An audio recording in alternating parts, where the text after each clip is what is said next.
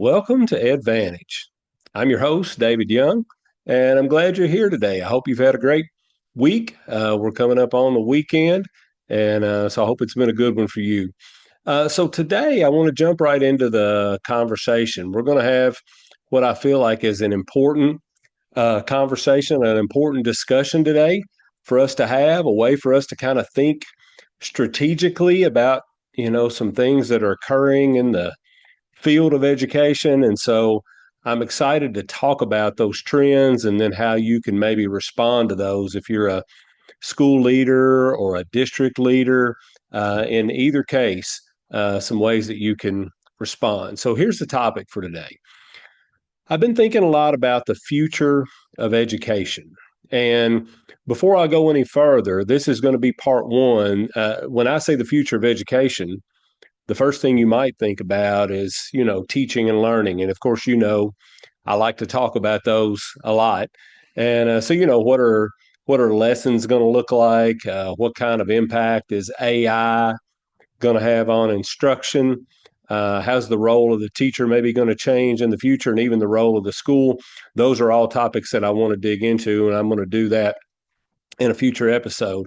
But today, I want to talk about the changing kind of landscape, like the ecosystem that exists for education within your community, within our state, or any of our states, within our nation. And, I want to talk a little bit about, as a leader, how can you anticipate what those changes are and how the seismic plates are shifting, and how can you go ahead and make some decisions right now, maybe even make some changes in your school or in your district to position you well for those changes. So, as we know, schooling has been around forever, all the way back to one room schoolhouses, 100 years ago, or well beyond that, of course. And of course, when it comes to any kind of a public institution or any kind of institution, change is kind of part of it. Things are going to change, and we're going to improve over time. Social norms are going to become different. So change is always part of the equation. But as I mentioned a minute ago, I think as leaders, it's important that we be able to, quote, read the tea leaves as much as we can, because when we do, it can put your school or district in a position that lets you succeed once those changes happen, while others might fail. So, again, I want to talk about the changing landscape of education, what the future might hold, and then what we can do to be ready. So, let's dive right in on that. Let's start with assessing where we are in education today, and then let's start to kind of acknowledge some things that may be changing. So I've got 9 things that I'm going to list that are factors that are contributing to some change right now. The first one is open enrollment. Now, a lot of my listeners are from Kentucky, but not all. And this is something that's new in Kentucky, but I know that it also exists in a lot of other states. So if you're listening outside Kentucky, I'm going to bet you're going to know what I'm talking about here. So it hasn't been that long ago in Kentucky that for a student to go to a particular school district, they had to live in that school district. And just a few years ago, there was a law passed that now allows for open enrollment. So essentially, a student can go to school anywhere they or their and their family want them to go, as long as they can get there. There isn't transportation provided across county lines, but if a student can get there, they can go to school there. So that has definitely had a ripple effect and created a change in our school ecosystem. What added on to that is that in many cases now, when it comes to high school athletics, we have a state athletic association, and they do hearings and that kind of thing. But a lot of times, students are able to transfer and go ahead and play sports, maybe more readily, or at least it appears that way. It seems like they can play sports more readily than they used to. And so then, as you can imagine, that takes open enrollment, to another echelon. And so open enrollment is a big factor that's changing the complexion of the school ecosystem. The second one is the notion of just parental or parent, not parental rights, but parents' rights. That's a big thing. That parents' right to choose, parents' rights to have a lot of control and a lot of say over how things work and where their child goes to school, whether that is the public school system where they live, or another public school system, or a private school system, a private school, a charter school, a parochial school, etc. There's just a big movement toward parents' rights to choose. And of course, parents have had the right to choose where their children go to school for a long time. But usually when the argument comes up about parents' rights, it also includes funding and maybe public funding following the child wherever it is that the parent wants to send them to school. And that here in Kentucky, that's been there was a proposed amendment um, that was going to allow public funding to go to private schools this past legislative session or past November, and it didn't pass. But this whole notion of parents' rights is something that's really changing the landscape and making it feel differently than it did before. Now, I mentioned funding. The third thing is decreased funding. And I don't want to beat up on our legislature. There are a lot of governmental entities that have to be funded. But the fact is, over the past several years, really, I would venture to say nationwide, schools are not funded. School funding has not been able to keep up with with inflation as much as we would have liked for it to. So even though over the past 10, 15, 20 years, the amount of education funding may have gone up, but has it been able to keep up with the fact that gas costs more, diesel to run our buses, insurance costs infinitely more, just, salaries go up so that we can pay a competitive wage. Those fixed costs just continue to go up and up and up. And the funding in many cases hasn't been able to keep up with that.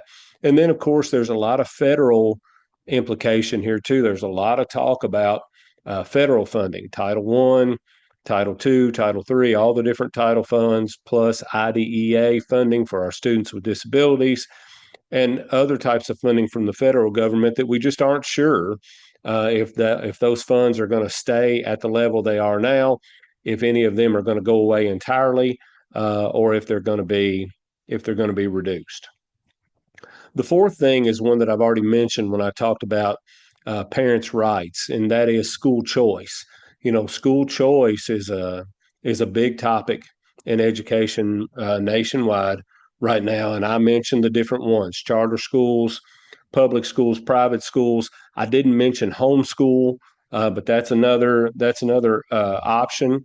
And again, I mentioned a second ago, those things exist now. Those are already choices. But if funding, taxpayer funding from our communities and our state and our federal government, if those taxes start to follow and flow into those different school choice options, then that certainly changes the landscape of education in your state when that happens.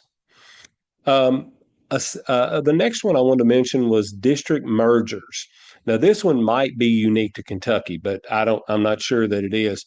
In Kentucky, we have two different kinds of school districts. We have county school districts, so we have 120 counties in Kentucky. So we have 120 county school districts. But then we also have independent school districts, which many times will be like a city school district. And so inside a county, you may have the county school district, but then inside the county school district, wherever the city lines are, the students within those lines would go to the city school district or the independent school district. So it's always been in law that if the independent school district decided that it couldn't exist anymore or didn't want to exist anymore, it could fold. And when it did, it would have to be absorbed by the county school district because by law, there had to be a county school district. 120 counties, there have to be 120 county school districts. And if an independent district doesn't exist anymore, it has to be absorbed by the county school district. But a few years ago, a law passed that now even allows county school districts to merge. So one county, if it decides it can't survive financially or the board just votes for the county school district to close, then it can merge with a county that's adjacent to it. So that's totally new, and again, no, that has not happened in Kentucky yet. There certainly have been plenty of independent school districts that have closed, but no county school districts merging with other counties. But that definitely changes the landscape of education. Now, the next two are political.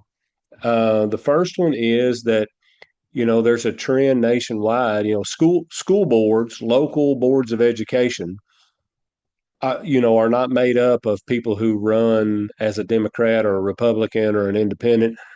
They're supposed to be aside from party lines. They aren't political boards, and so what I'll say is, in most places, local boards of education still are not political boards, but they're becoming more political, even if they aren't political in name.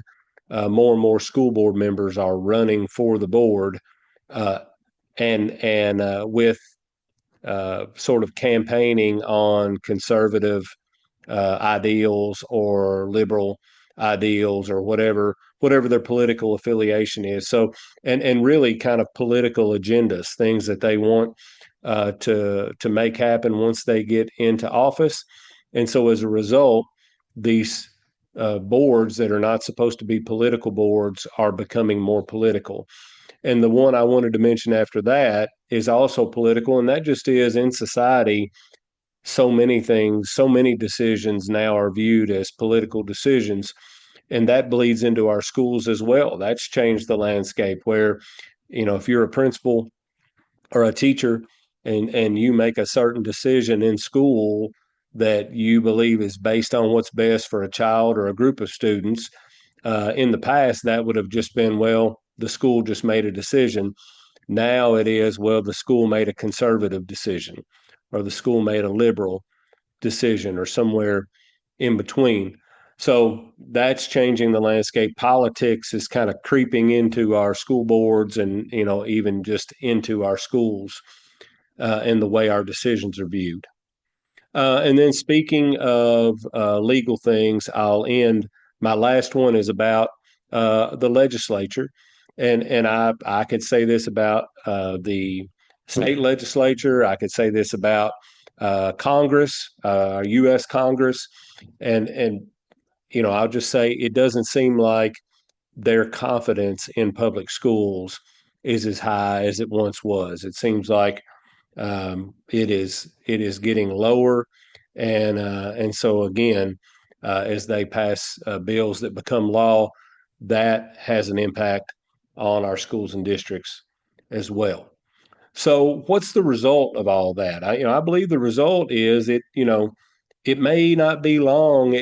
What it creates is it creates a dynamic where in schools, we're fighting to remain relevant. And we're also fighting to make sure that our communities and our state and our nation, know and believe that we're doing a good job and that we're making a difference in kids' lives. But what also creeps in there is it's becoming a more competitive environment. When you look at things like open enrollment and parent rights and school choice, all those are making education more competitive, where it's not it's not so much that I'm just saying, hey, in my school district we're doing a good job. I'm trying to, and many times, say, hey, we're doing a better job than fill in the blank private school, or we're doing a better job than fill in the blank public school, that is next door to us. So it may not be long before education, public education, becomes increasingly competitive and increasingly capitalistic, uh, and sort of a capitalistic, for lack of a better way of saying it, sort of a battleground. In many ways, I would say, maybe it already is. So let's go down that road. If we can agree, or we can concede that the landscape of education is becoming more competitive and more capitalistic, we have to ask the question then, well, how do you succeed in a capitalistic, competitive environment? Well, number one is, when we think about a business, how do businesses operate? Well, number one, they have to produce a good product. And if it's super competitive, they have to produce the best product. So, what's a product when it comes to education? When we say produce the best product, well, what product are we producing? Well, the product that we're trying to produce is a productive young adult that has personal success, and a young adult who contributes positively as a citizen in the community in the short term and in the long term. So businesses, when they're competing in a capitalistic environment, they're trying to turn out the best product, and that's what the product is for us. It's successful young people. And then the second thing is, when businesses are competing, they're trying to provide the best return on investment, or ROI, the best return on investment as possible to the people who have invested in the organization, or the people who fund the organization. So when we translate that over into education, who are our quote investors? Who are the people that are funding our organization? Well, it's the taxpayers, some of whom have children, but some of whom do not, or may have children but don't have them in our school system. But if they live in our school system, they are paying taxes. They are our investors, and of course, there's state tax and federal tax as well that play into, like I said, those federal funds like Title One, the different title funds, IDEA, et cetera. So if those people are our investors, like a good business, we want them to see that they're getting a really good return on investment for the money that they're investing in our organization. So now let's go down another level. What does that look like when I say ROI, or return on investment? Let me talk to you now as a principal, or as a superintendent, or as a district leader. If we're trying to show that our investors that we are providing a great return on investment, I've got three things for you that I think you have to focus on. The first one is, the first thing that communicates return on investment to your investors is measurable results. And you hear me talk about measurable results in the past. It's not, listen, it's about kids mastering standards and achieving, like we want successful young people. Again, that's why we do it.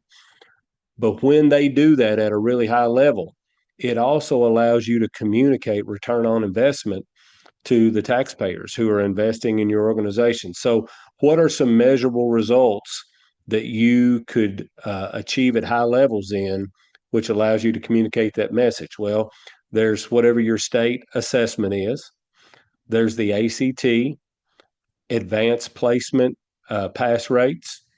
In Kentucky, in our career and technical education, we have something called end of program assessments. So that would be a way that you could communicate return on investment if your students have a really high pass rate on that. Industry certifications. We hear a lot about NAEP, NAEP, which is they call it the nation's report card.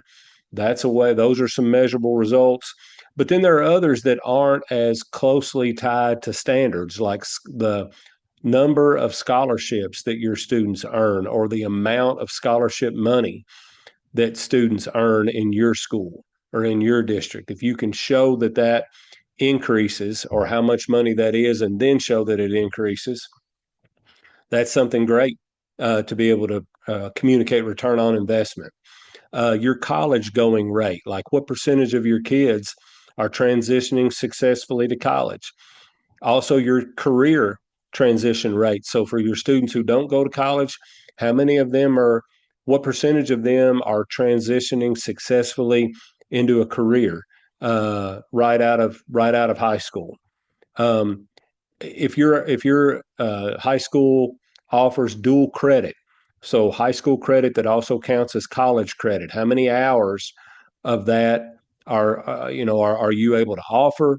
How many hours are students typically earning? So when I say measurable results, what I really mean is anything measurable that is connected to academics and or successful transition to college or career. So the first way you can show return on investment is through producing and improving your rates of measurable results. But that's not everything. The second way you can communicate return on investment is by giving kids authentic, engaging student experiences. So, giving your kids experiences that make them want to not miss school, giving them experiences that make their learning relevant, giving them experiences that they'll remember for the rest of their lives, and maybe being able to transfer over or translate over into future endeavors. So we're talking about your school system or your school giving kids experiences inside and outside the classroom that are engaging, that are real life lesson designs, that are things like a community classroom where you're in some ways using your entire community as a classroom, where kids are not just learning all the time inside brick and mortar walls, but they're getting out into the community and learning in different settings. Things like apprenticeships would be an example of that. Study abroad, which you don't hear about, at least in Kentucky, too much in high school. You hear about that more in college, but in high school, there are probably travel opportunities, study abroad opportunities, curriculum connected field trips, um, job shadowing, etc. So we're talking about measurable results being one of the things, but then the second thing is what kind of authentic, engaging student experiences can you give to kids? Because what better advertisement can you have for your school district than we are achieving at really high levels? Our students are earning tons of scholarships and they're transitioning to college or career at a really high rate. But let us talk to you about what the experience of being a student here is like. What's it like being in this class? What kinds of opportunities are students getting, uh, experiences that they're getting out in the community? So that's the second one. The third one is we talked about experiences. Now let's talk about world class opportunities. So things that students can get in your school or district that they just can't get anywhere else. So that could be from the type of athletics, the different types of athletic opportunities you have, or it could also be the athletic opportunities you do have, what a great opportunity those things are for students who participate in those. So I would look at athletics both of those ways, but of course it goes way beyond that. Let's talk about arts, world language, those types of opportunities. Let's talk about what your facilities look like. What does your school look like on the inside? What kinds of spaces exist? If it's with the arts, do you have a black box theater? Do you have a professional size theater? Are your students getting to participate in those types of arts activities? Just as an example, we could also talk about your sports facilities. We could talk about culinary arts. Do you have a commercial kitchen? Like thinking about all those different opportunities that kids can get through the way you design and renovate and build your facilities. Other opportunities are clubs, whether those are competitive clubs like Beta Club or HOSA, those different types of clubs, or whether they're non-competitive clubs that are just great experiences for students. And then any types of programming that you can do around showcasing the opportunities that kids have. So again, if you have an arts program, um, then what kinds of showcase opportunities do you have to showcase the students who are participating in that program? If it's world language, what type of opportunities do kids have to be showcased for the proficiency that they have gained in a particular language?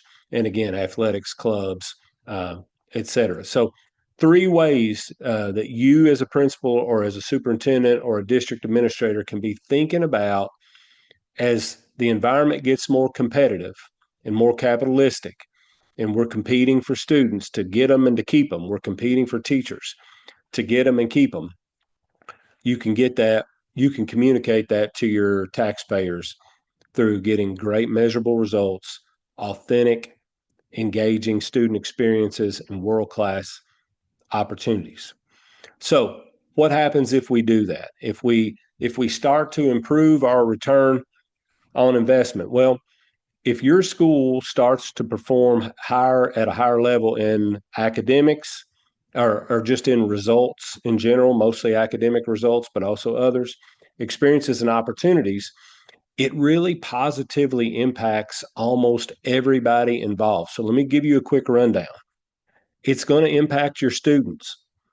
Each student is going to benefit individually through the better education they're going to get, through the scholarships they're going to get, through career choices that they're going to make, college choices, college experiences that they may have, and just their overall success, chance of success in life is going to increase. Second, students' families in the present and in the future are going to benefit from this. If a student is having a better experience at school, that student's family is benefiting from that right now. But more importantly, that student's future family is going to benefit from the opportunities that the student gets as a student before they become an adult and have a family of their own. Third, your community is going to benefit. If we improve students' lives and the opportunities, and that gives their families a new trajectory, it eventually improves the quality of the community.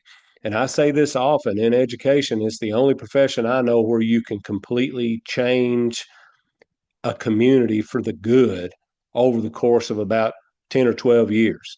If you can positively impact kids' lives, which has a ripple effect into their families, and you can do that over and over and over for a whole bunch of kids for 10 or 12 years, you literally will start to make your community look different and become a desired place for people to live.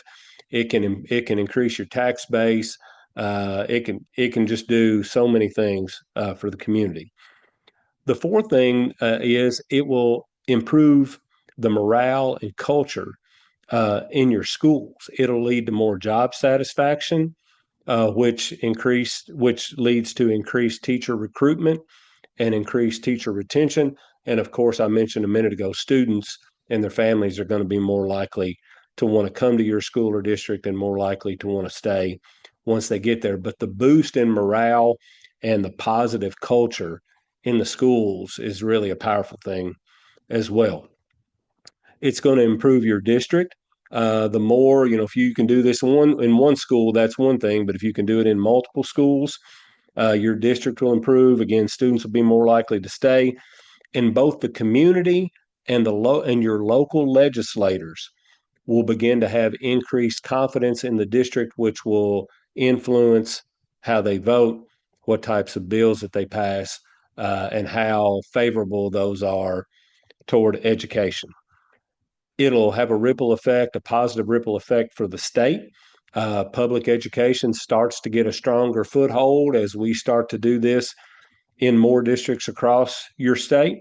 And then last, it can eventually start to impact at the federal level as well as more states improve It increases the perception of public schools. And at the same time, it can do things like help with the teacher shortage, et cetera, because it just makes public education seem like a place that you want to spend your career. We know it's a fulfilling career. We can perpetuate that through the success that we have and the buzz that we create in our students and families through those positive changes that we make. So, what can school leaders and district leaders do? Well, number one, you can commit to learning about and implementing better teaching practices with a laser focus on teaching the standards that measurable assessments are based on, that you can address measurable results in that way. Make sure you put checks and balances in place to make sure that those practices are happening school-wide or district-wide. You've heard me talk about having agreements. I talk about that almost every podcast. So having agreements is one piece of getting better measurable results if you have the right agreements. So I encourage you to focus on standards, focus on the sets of standards that your measurable results, your measurable assessments are based on, implement those best practices that come through those agreements. And, I do this in my job every day. If you're in Kentucky, I do it through CKEC. If you're outside Kentucky, I can help you with it as well. So don't hesitate to reach out. Number two, I encourage you to take a close look at the types of learning experiences that your students are having right now. Are they engaging? Are they authentic, real world experiences? Are they experiences that, number one, make students not want to miss school? And number two, are they experiences that foster skill development on the life skills and work ready skills, 21st century skills, soft skills, whatever you want to call them, those success skills that kids need? Are kids right now getting experiences that foster those types of skills? If not, that's a place to look. What are we doing inside our programs, inside our departments, inside our grade levels, and inside each individual classroom? Number three, I encourage you, if you're a school or district leader, to look at your own leadership practices. Are you monitoring? Are you visible? Are you creating a comfortable learning environment that also exudes accountability and high expectations? Is your vision for making this happen? Is it something that is well known with your leadership team all the way down to teachers and other staff?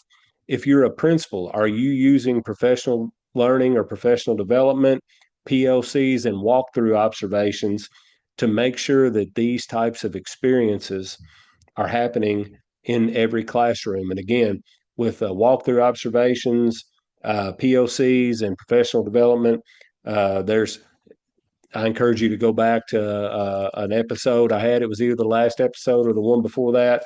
I encourage you to go back and listen for some specifics if you want to really dig in there.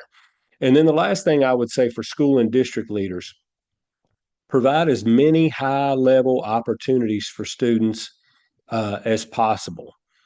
How many athletics and arts opportunities can you provide?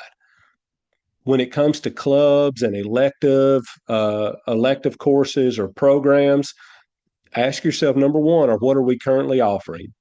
And number two, what would our students love to have offered if we could? And I encourage you to ask them. Ask them if you could take any electives, if you could have any elective you want, what would it be? I think you'll be amazed at what they say.